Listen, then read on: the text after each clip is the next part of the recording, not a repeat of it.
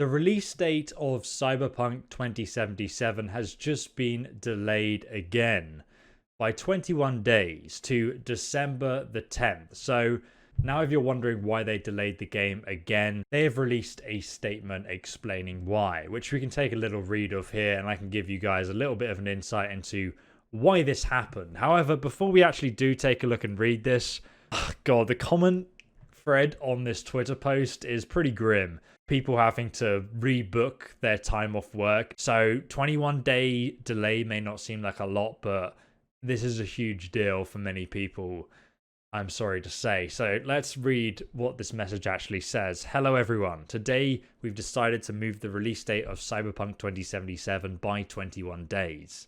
The new release date is December the 10th. Most likely there are many emotions and questions in your head, so first and foremost, please accept our humble apologies. The biggest challenge for us right now is shipping the game on current gen, next gen, and PC at the same time, which requires us to prepare and test 9 versions of it. Xbox One, X, compatibility on Xbox Series S, X, PS4 and PS4 Pro, compatibility on PS5, PC, and Stadia.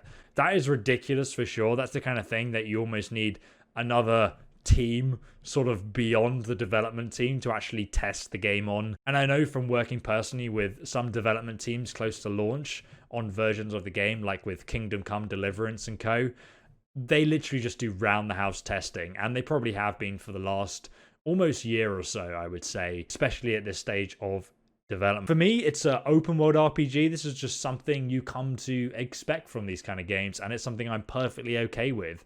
And I think at this point, many people would just rather play it than wait.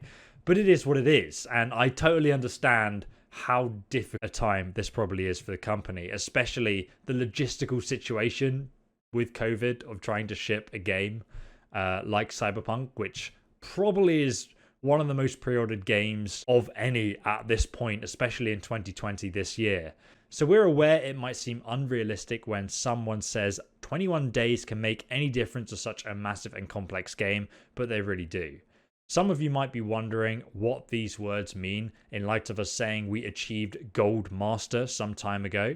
And if you don't know what that means, if a game goes gold, it basically means that they've made the physical copies of their game, so they are ready to go ahead and ship that to you. And usually it means that you're probably on the home run at that point. But obviously in 2020, the logistics of shipping a game, not only on the current gen of consoles, but next gen of consoles as well, and testing it on all of them, is a logistical nightmare.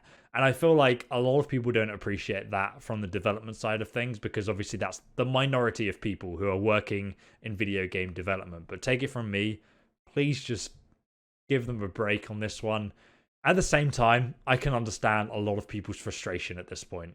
Passing certification or going gold means the game is ready, can be completed, and has all the content in it. But it doesn't mean we stop working on it and raising the quality bar. So, for example, they'll still be working on the day one patch. So as soon as you pretty much buy any game these days, you'll have like a big download which will fix loads of problems and bugs that the development team has since been ironing out, even though the game is in a finished state. On the contrary, this is the time where many improvements are being made, which will then be distributed via a day zero patch.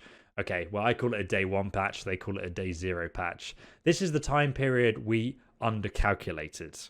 We feel we have an amazing game on our hands, and we're willing to make every decision, even the hardest ones, if it ultimately leads to you getting a video game you'll fall in love with.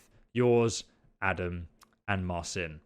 Thank you so much for the hard work on that game, guys. Honestly, I think at this point, after playing, the mess that Fallout 76 was, I would always rather the video game developers err on the side of caution with releasing something that's actually finished into our hands, because you only get a first impressions of a game once, and then many people will either put it down and say it's broken and buggy, never coming back to it again, or they will play the game and fall in love with it for the first time. And I hope the latter is always going to be true.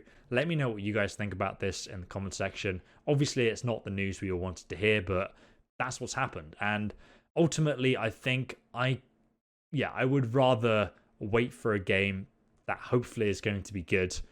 But the hype was so real that to take it out of your hands now is just a real kick in the teeth for sure. Let me know what you guys think in the comment section. Thanks for watching. Obviously, I've got loads of build guides and, up-to-date material videos on what's going on with Cyberpunk, not just the news. I just thought I'd cover this because, yeah, we're all pretty frustrated at this point, I guess.